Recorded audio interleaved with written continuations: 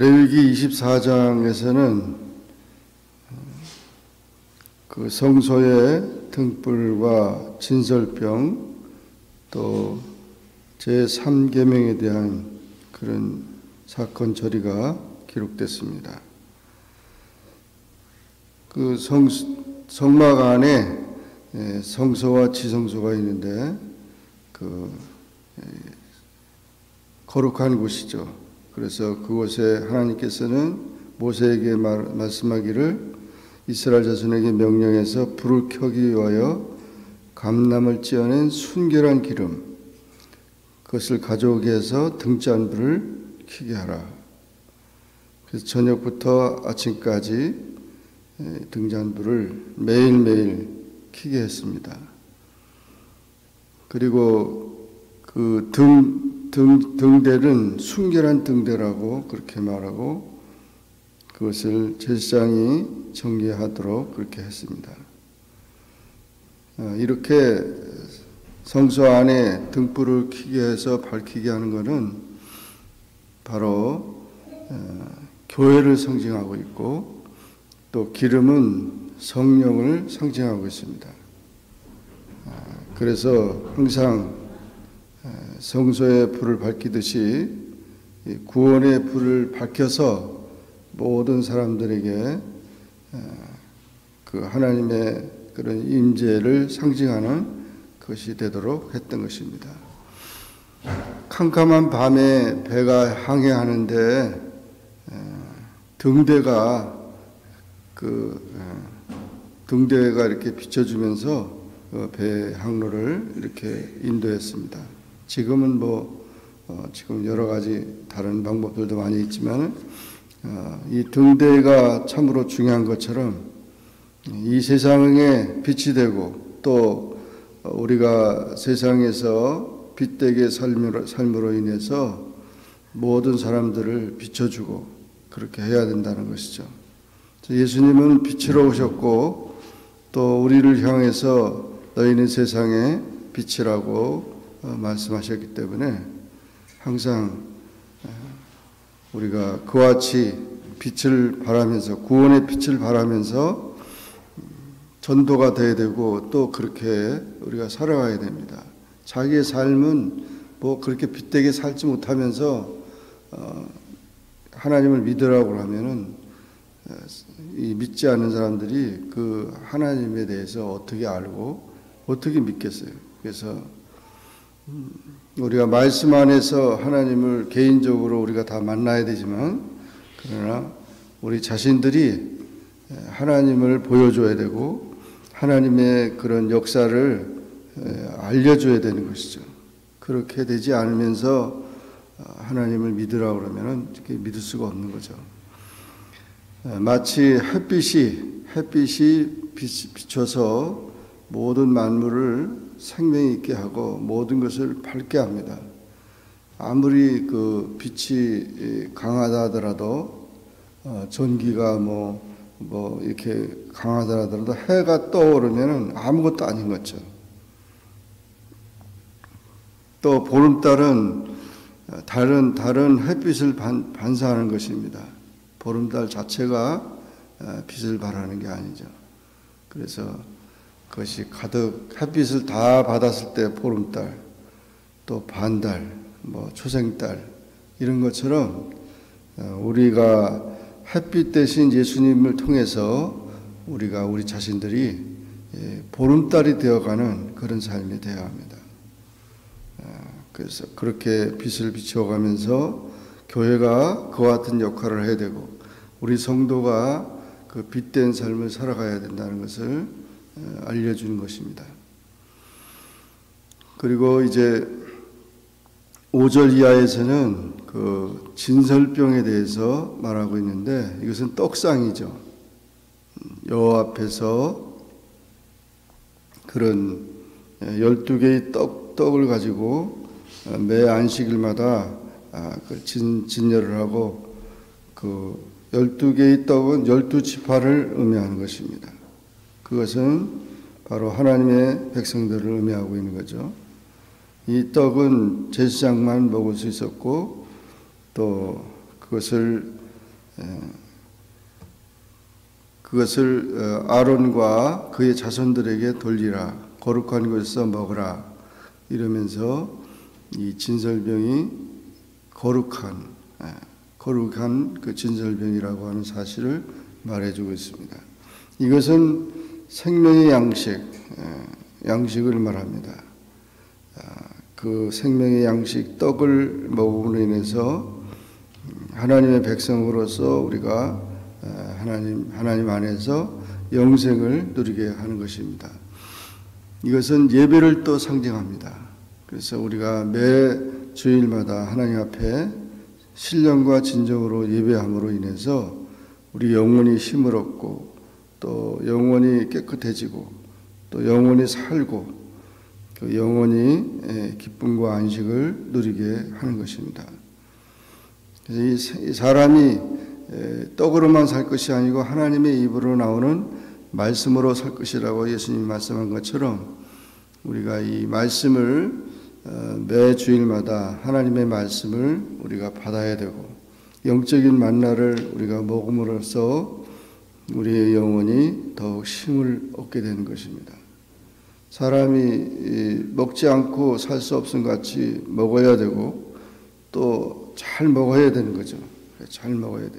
열심히 일하는 사람은 잘 많이 먹는 것처럼 일하는 그런 하나님의 백성으로서 이 세상 살아갈 때 우리가 풍성한 그 생명의 양식을 우리가 먹고 힘 얻어서 열심히 하나님 백성으로 살아가야 한다는 것입니다. 세 번째는 그 사건이 기록됐어요. 이스라엘 여인이었고 그리고 아버지는 애굽 사람이었는데 그 아들이 싸움을 하다가 하나님을 저주했다는 것입니다. 그래서 그와 같은 일을 했을 때 이것이 너무 공적으로 큰 일이 돼서 그를 데려다 놓고 모세는 하나님 앞에 기도합니다. 어떻게 처리할까요?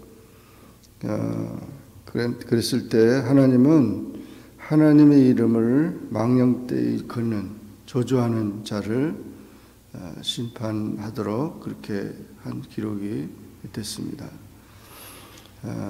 모든 우리가 죄악은 그 죄가 해결되지 않으면 죄값을 치르게 됩니다.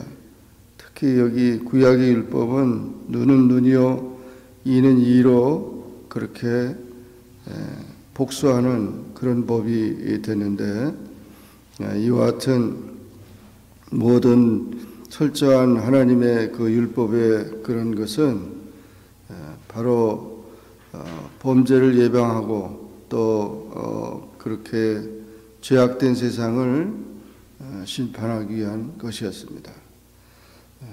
그러나 예수님께서 오셔서 신약시대 때는 이런 복수법으로 하지 아니하고 오히려 예수님은 십자가를 지셨습니다. 그래서 십자가를 지심으로 모든 죄값을 예수님이 다 감당하셨기 때문에 누구든지 예수님을 의지하고 죄를 회개하면 심지어 살인한 자라도 또 이제 이렇게 엄청난 그런 죄를 범한 자라도 회개만 하면 살 길을 열어 주셨던 것입니다. 근데 구약에서는 그것이 있지 못했어요. 그래서 결국 자기가 그 사실에 대해서 감당하게 된 것입니다. 그러나 하나님의 명령은 거룩하게 우리의 입술이 그렇게 돼서는 안 된다는 것을 말해주고 있습니다. 사람이 범하는 모든 죄가 상처가 많이 있다고 하지만 가장 큰 상처는 사실 이 언어 폭력이죠. 언어 폭력이.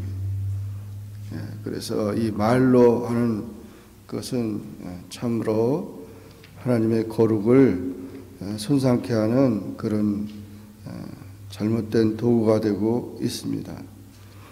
그렇기 때문에 사람이 삶이 어떤 인격을 가지고 있냐 하는 것은 그 사람의 언어 수준을 보면 아는 거죠. 언어는 자기의 신분인 것입니다. 자기의 그런 수준인 것입니다. 그래서 말을 조심해야 되는 거죠. 차조심보다 불조심보다 이 말조심이 사실 더 큰 것이죠. 그러므로 언제든지 우리가 이 말을 살리는 생명의 언어가 있는가 하면 말로 인해서 사람이 상처받고 사람의 그 삶이 망가지는 그런 경우가 있는 것입니다. 어떤 90세 할머니가 피부병이 걸려가지고 막 긁으면서 그렇게 고통 속에 있었는데 그래도 경로당에 계속 나왔어요. 근데 그 피부병이 옮길까봐 90세 할머니 나오지 말라고 그랬더니 이 할머니가 5층 아파트에서 뛰어내려가지고 자살해 버렸어요. 소망이 없다, 소망이. 그러니까 정말 그런 말 한마디가 얼마나 참 사람을 살리고 사람의 삶을 이제 영향을 준다는 것입니다. 그래서 우리가 참 농담도 조심해야 되고, 그리고 이 말 자체가 사람을 살리는 또 생명의 그런 언어가 돼야 되는데 이 말로 인해서 많은 세상의 고통과 어려움을 당하고 있는 것입니다. 우리는 정말 이 말이 결국 가정의 행복을 불행하게 만들고 개인의 행복이나 모든 것이 되지 않도록 우리 입술에 파수꾼을 세워야 되고 또 하나님을 영화롭게 하는 일이 되어야 합니다. 그래서 언제든지 이렇게 거룩한 우리의 말이 되어야 된다. 할렐루야 아멘 하면서 그렇게 살아가야 되고 우리 자녀들을 훈계할 때도 그렇고 모든 것이 마찬가지예요. 그래서 그와 같이 하나님이 기뻐하는 언어 생활이 되어야 된다는 것을 말씀해 주고 있습니다.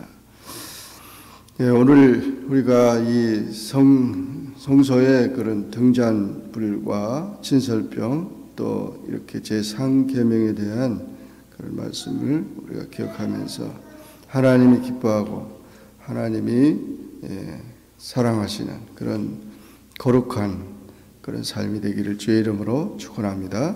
기도하겠습니다. 사랑의 하나님 아버지 감사합니다. 오늘도 주님 전에 나와 기도하게 하시고 주의 말씀을 상고하게 하시니 감사합니다. 레위기 24장의 말씀을 통해서 빛 대신 우리 주님께서 또 우리에게 빛이 되어서 우리가 빛을 바라면서 살기를 원하고 있습니다. 어둠의 모든 것을 물리치고 항상 빛 가운데 승리하게 도와주옵소서. 하나님의 말씀의 양식이 풍부해져서 언제나 그 말씀 안에서 우리가 영육 간의 강건함을 입고 늘 승리하는 삶이 되게 도와주옵소서.